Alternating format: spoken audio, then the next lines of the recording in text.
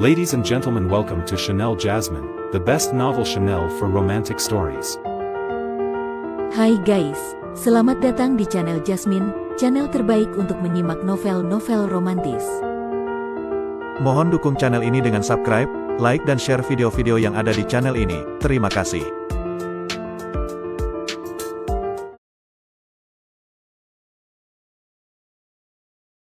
Kaisar Agung Seni Bela Diri bab 1146. Cahaya pedang dalam tubuh Tianchu sebelumnya telah menunjukkan kekuatan menyerang puncak, dan kini, di tempat yang jauh lebih tinggi dan dalam di pusat alam surgawi Tianwei, dua sosok yang pernah duduk di bawah kaki seorang dewa abadi, duduk berhadapan di dalam gubuk jerami di atas lautan Hongmeng berwarna emas keunguan. Tianchu, kini sudah renta dan berjanggut putih, langsung menyatakan tujuannya, bencana besar akan segera tiba, dan bersamaan dengannya, muncul pula peluang menjadi abadi. Namun aku tak yakin bisa melakukannya sendiri. Jika kita bersatu, kita bisa menembus batas dan menjadi abadi bersama. Tiada basa-basi, karena ia tahu adik seperguruannya Tao Agung Tianwei bukan orang yang menyukai omong kosong. Tapi Tao Agung yang tampil seperti pemuda tanpa bekas usia itu hanya menanggapinya dengan tenang, "Kau bercanda, bukan?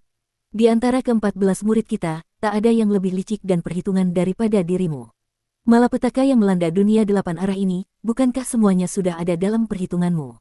Tianchu tersenyum pahit, menjadi abadi bukanlah sesuatu yang mudah. Bahkan kau yang dulunya dipuji oleh guru kita sebagai yang paling mungkin meraih keabadian sejati sampai sekarang pun belum melakukannya. Dan bila peluang menjadi abadi benar-benar muncul di tengah bencana kali ini, siapa bilang hanya aku yang akan mengincarnya? Dunia lain pasti akan turut campur, mengambil keuntungan dari kekacauan di dunia 8 arah. Namun Tao Agung tak bergeming, kau punya 8 murid, mereka cukup untuk hadapi segalanya. Untuk apa menyeretku? Kau tak ingin menjadi abadi? Tentu saja ingin. Suaranya menggelegar, tatapannya tajam menembus ruang. Tapi aku ingin menjadi abadi lewat jalan yang kutempuh sendiri, bukan bergantung pada berkah atau warisan orang lain. Menjadi abadi ada 2 jalan, menyucikan tubuh, atau menyempurnakan jiwa. Guru kita mengajarkan bahwa hanya melalui 2 cara ini seseorang dapat menjadi abadi sejati. Jika hanya menyerap kekuatan peninggalan orang lain, itu hanya menjadikanmu abadi palsu. Tao Agung menggeleng. Kau datang demi peluang itu, maka jalan kita sudah berbeda. Kita tak perlu kerja sama. Tianchu terdiam. Ia sudah menduga penolakan ini, karena ia tahu siapa adik seperguruannya ini. Dulu, ia adalah murid yang paling bersinar di antara 14 orang di bawah bimbingan Dewa Abadi, harapan besar menuju keabadian sejati. Saudaraku, kau pikir kau bisa tetap netral? Jika orang-orang dari dunia linglong berhasil merebut peluang ini, kau pikir mereka akan membiarkanmu hidup? Jika kau menjadi abadi sejati, mereka pasti akan memburumu. Biarlah, jawab Tao Agung dengan mantap. Aku mendirikan 9 ujian di alam surgawi Tianwei ini bukan demi diriku, tapi demi warisanku. Jika aku gugur, jalanku tetap akan diteruskan. Ia mengangkat tangan, dan ruang di depannya berubah menjadi sebuah cermin transparan, memperlihatkan pemandangan di ujian ke-9 Luo Xiu yang sedang bertarung melawan penguasa Dao Fengtian. Sejak satu era kekacauan lalu, aku telah meramalkan kedatangan malapetaka ini. Maka ku bangun 9 gerbang untuk mencari penerus. Hanya 2 orang yang berhasil mencapai ujian terakhir itu berarti mereka punya potensi menjadi penguasa Dao. Dan jika mereka bisa lulus, maka mereka layak disebut Raja Dewa, memiliki harapan untuk menjadi abadi. Tianchu melirik ke arah cermin. Kau bahkan mengikut sertakan adik seperguruan kita, Yun Xuan. Kau berniat menjadikannya murid. Tao Agung menggeleng, meskipun dia lulus, aku tak akan menerimanya. Dia mewarisi garis darah langsung dari guru kita. Dia lebih layak menjadi abadi ketimbang aku. Jadi hanya bocah itu. Tianchu menunjuk Luo Xiu dalam cermin. Kudengar bocah itu yang memicu zaman. Baru setelah kehancuran siklus reinkarnasi, bahkan menghancurkan roda reinkarnasi. Sayangnya, meski bakatnya tinggi, dia terlalu nekat. Baru saja menjadi Raja Dewa, dia sudah menantang pewaris reinkarnasi ke-9, dia memang lahir kembali, tapi kekuatannya terlalu rendah. Bahkan belum mencapai tingkat Dewa Iblis ke-9. Tao Agung tetap tenang, kekuatan bukan masalah. Jika dia punya potensi, aku akan menjadikannya murid, pewaris jalan keabadianku. Dalam cermin, tampak Luo Xiu dan penguasa Dao Fengtian tengah bertarung hebat. Keduanya menekan kekuatan ke tingkat Dewa Iblis ke-8. Ini bukan pertarungan biasa tapi duel antara 2 calon penguasa Dao Agung. Aura Luo Xiu mengamuk, ia langsung membuka pertarungan dengan segel 10.000 hukum, satu segel ilahi yang menciptakan ribuan serangan serentak, menyelimuti seluruh langit. Teknik ini tak hanya besar dan megah, tapi juga seperti tak ada habisnya. Setiap serangan seakan memiliki kehidupan sendiri, terus lahir dari segel ilahi yang tak pernah berhenti berdenyut di atas kepala Luo Xiu. Sebuah ujian sejati yang akan menentukan apakah ia pantas mewarisi jalan keabadian.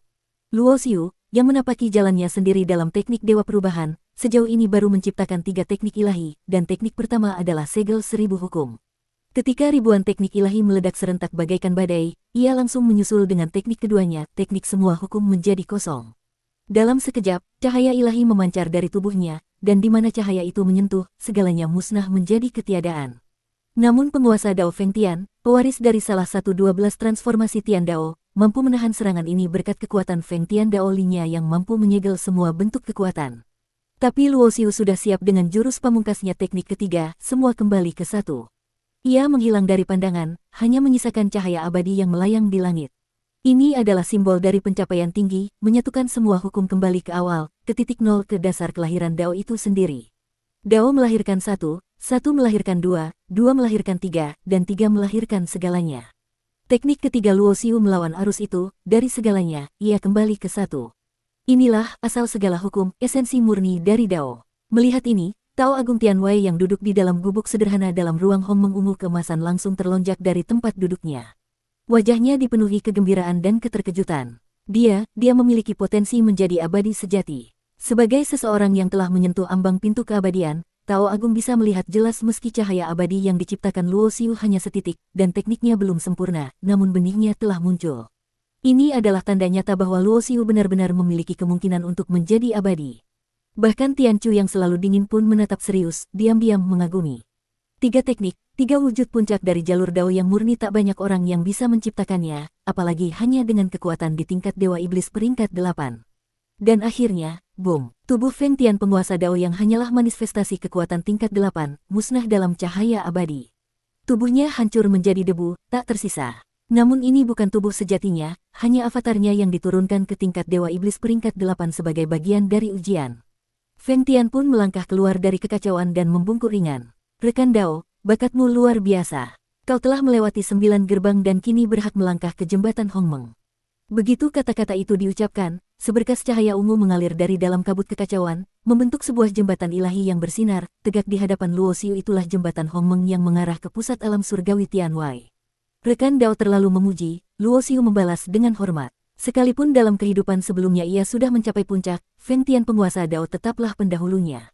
Namun Feng Tian tertawa, dalam pencapaian Dao, urutan waktu tak penting. Kau bisa menaklukkan aku dalam tingkat yang sama, berarti masa depanmu paling tidak setara denganku. Maka anggap saja kita setara. Ia menunjuk jembatan, Tao Agung sedang menunggu. Dan begitu pula peluang keabadianmu. Barulah Luo Xiu sadar, 9 gerbang yang tampak seperti ujian ini, sejatinya adalah seleksi Tao Agung untuk mencari pewaris dari jalur keabadiannya. Ia bukan hanya mencari murid, tapi calon abadi sejati. Dan Luo Xiu, dengan menyelesaikan 9 gerbang, dan mengalahkan penguasa Dao tingkat 8, membuktikan bahwa ia memang bibit keabadian. Jika tak ada halangan besar, ia akan menerima transmisi penuh Tao Agung ilmu dari seseorang yang telah menghabiskan kekekalan menyentuh ambang keabadian Dao. Meski begitu, Luo Xiu tidak merasa terlalu gembira. Sebaliknya, ia tenang dan tenang. Ia telah menapaki jalannya sendiri teknik Dewa Perubahan dan dalam 2 kehidupan ini ia telah membentuk fondasi Dao-nya sendiri. Menerima jalur orang lain, bahkan Tao Agung, apakah itu benar-benar cocok baginya? Ia melihat ke sekitar, tak menemukan Ratu Dewa Yun Xuan. Tanpa perlu bertanya, Feng Tian menjelaskan, Yun Xuan telah pergi. Dan jauh di luar alam surgawi Tianwei, di gerbang luar jalan bintang, tampak seorang gadis kecil cemberut sambil menginjak-injak tanah, dasar Tao Agung kecil. Berani-beraninya tak mau menemuiku. Tunggu saja kau, Ratu Dewa Yun Xuan salah satu dari 14 murid Dewa Abadi, seorang eksistensi tua dalam wujud loli marah besar. Tapi siapa yang bisa menyalahkannya? Dia memang tidak perlu diajar oleh siapapun lagi karena darah abadi telah mengalir dalam dirinya sejak awal. Bersambung.